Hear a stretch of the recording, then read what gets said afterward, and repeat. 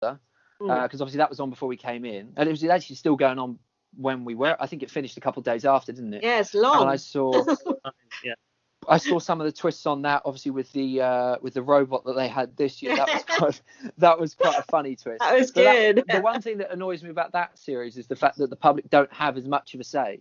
And I really like the public say too, because I loved. That's it. They literally have no say whatsoever. What I loved about this series, obviously, I didn't know until I came out of the house, was obviously this whole you guys getting to vote about public nomination. Was it? I don't know what they called it. Yeah. Fantastic idea. We had no clue in the house. Completely set us crazy.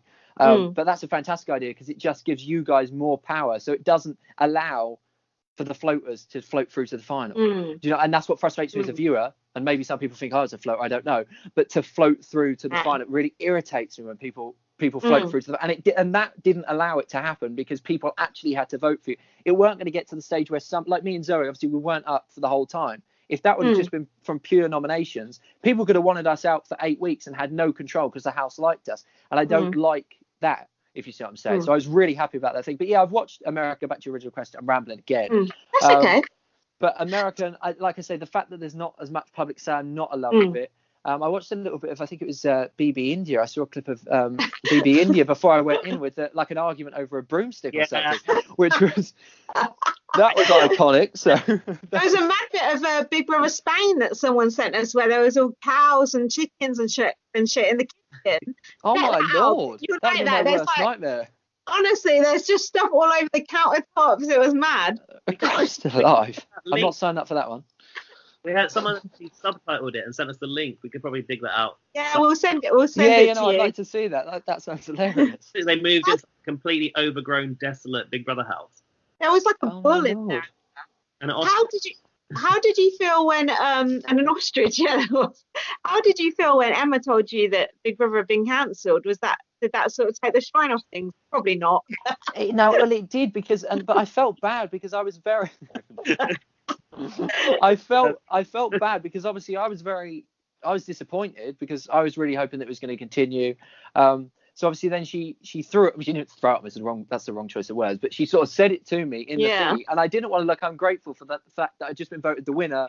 I'm the last ever winner. I'm the youngest winner. I've just won 100 grand. But inside, I was really disappointed because I was thinking, oh great, so there's no more Big Brother. Like the last series I can watch has got me in it, so I'm gonna have to actually watch myself. Do you know what I mean? So I was really upset, but I didn't want to come across too upset because I didn't want it to come across. That's my whole overthinking thing, which I did in the house all the time. That's literally what I was doing there. So I don't know how it looked on television, but no, I was genuinely disappointed, and I am genuinely disappointed. I just hope that it can find a home where it is actually loved and not treated like. Oh no, I probably can't say that because I'm still technically under contract for next week. But I think you can imagine where I was going with that. You might hear my true opinions in a week regarding that. But anyway. But this series, they actually did a really good job with it. Like the tasks thing. We had it such fun to watch. I don't know how you found it actually being in there. Oh, it's fantastic. It was very old school Big Brother. Yeah. It was the tasks were fantastic. The task team did such an incredible job. Yeah. Obviously, the chicken task was very retro. All the shopping tasks were fantastic. The Bitcoin twist was very, very good. They didn't overproduce the series. They let stuff unfold naturally, which is really good, and that's what we all wanted coming into the series. And obviously the casting was fantastic. Obviously, I'd say really the casting was fantastic since I was on, but the casting. I'm talking about the other housemates. Obviously, it was fantastic. Really real people. Nobody from X on the Beach or anywhere else like that. Just real people, real lives, real stories. And I think that correlated on the screen. And I'm so glad. That's the one thing I was so glad. I spoke about it all the time. I was really worried whether the series was going to come across boring, whether it wasn't going to come across well. So I was just praying that super fans like yourselves were enjoying the show and were finding it entertaining. So it's brilliant to know that we did produce. I mean, we didn't act any different. We were just being ourselves. But by being ourselves, we did produce a really good show. And it wasn't us producing the show. They produced a fantastic show with the tasks and stuff like that. But no, it's fantastic from the inside. And it really did feel very, very old school Big Brother from the inside. It was fantastic to be a part of. Do you have a standout favourite task that you enjoyed to take part in the most? Well, looking back, I hated the plane task. Yeah. Oh, it was so good to watch. What a brilliant task. Amazing. What a brilliant task. It's so good. If I had to pick one that I really enjoyed, probably the Doers and Thinkers. Me, Akeem and Lewis had such fun. We were winding each other up all day. Oh, it was brilliant. But inside that brain room, we got to go in the cameras on the final and have a look at you sitting in the corner. Yeah, we saw you through the window on the final. Oh, really? What, in the kitchen? We were in the kitchen? Yeah, we were peeking through the window at you. Near the checkerboard table.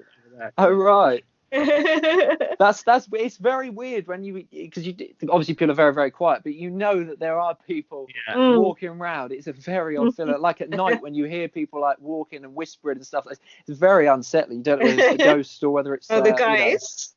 Come on, Cameron, that ghost shit was fake, admit it. I swear to you, there's something in there. That house there's nobody can convince me otherwise. Something touched me, something tickled me, and like I say, the most unsettling thing about it all was it looked like Lewis F. It actually looked like, when I looked across, it had the hair of Lewis F. Because that's what scared me more than anything else. Because then I looked back and Lewis F was sitting there in bed asleep. Well, rather Lewis F than Lewis G, eh? Well, yeah, probably. But no, Lewis G's a good guy, actually, to be fair. He's a really nice guy. He wasn't that difficult to live with.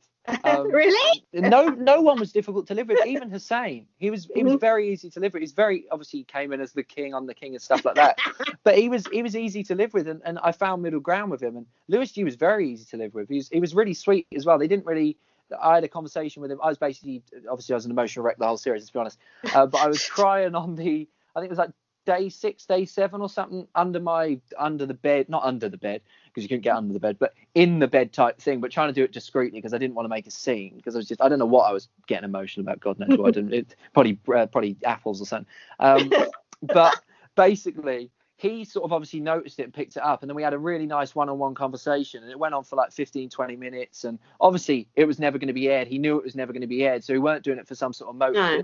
It was really, really sweet, and there's a really, really nice guy in there. When you look past the whole 24/7 and I'm the G, he's a really, really nice guy. He's got a really good, nice stories, very interesting stories. Obviously, had a very interesting childhood with his mum and dad in America and stuff like that, and obviously the jobs that they've got. So it's really, really interesting to see that. And although I wanted him. We never get to hear that stuff anymore. Well, that's what I mean. You don't hear the sort of personal side and the personal stories, but there's no live feed, so we don't hear those conversations that don't make the edit. That's the problem.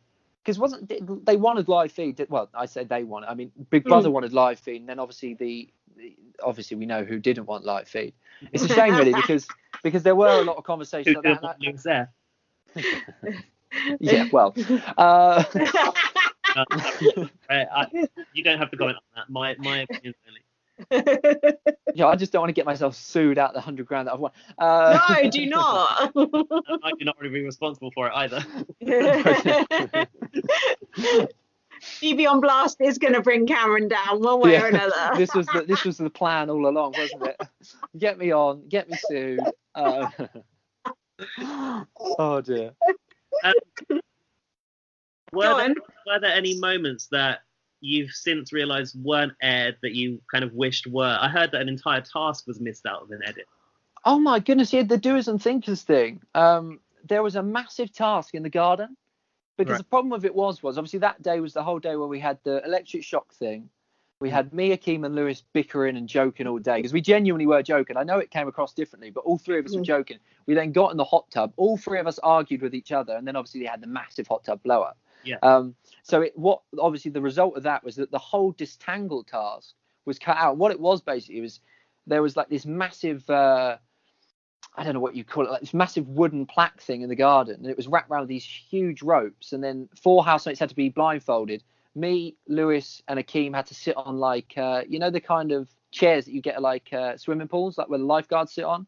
Massive chairs like that. We had massive things you talk for. I can't remember what they're called. Megaphone. That's it, megaphones. And the task went on for about half an hour. It was really funny. We were all shouting at each other. I was panicking, and Lewis was having a go at me.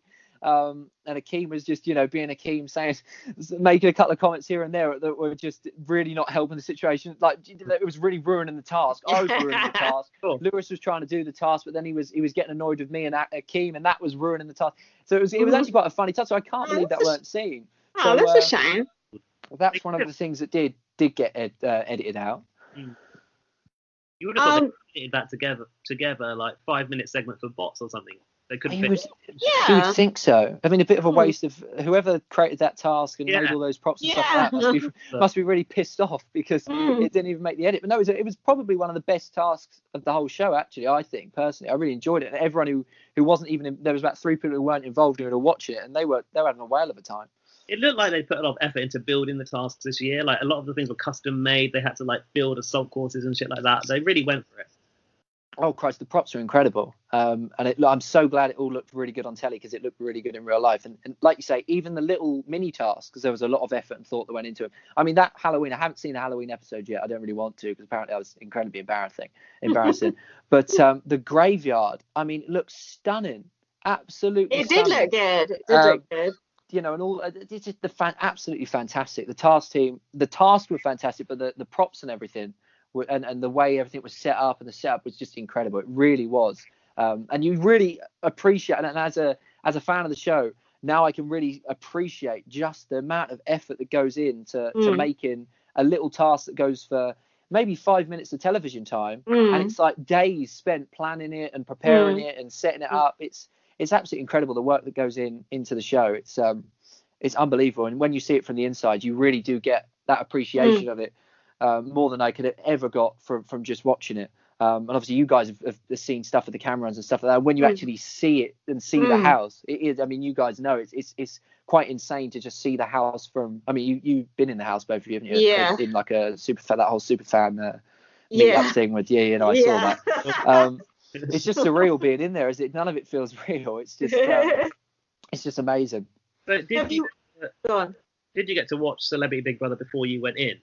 No, we weren't allowed to watch that. We went into hiding on Thursday. They've said I could talk about the hiding process because the show's ended, so I'm not breaking any rules here.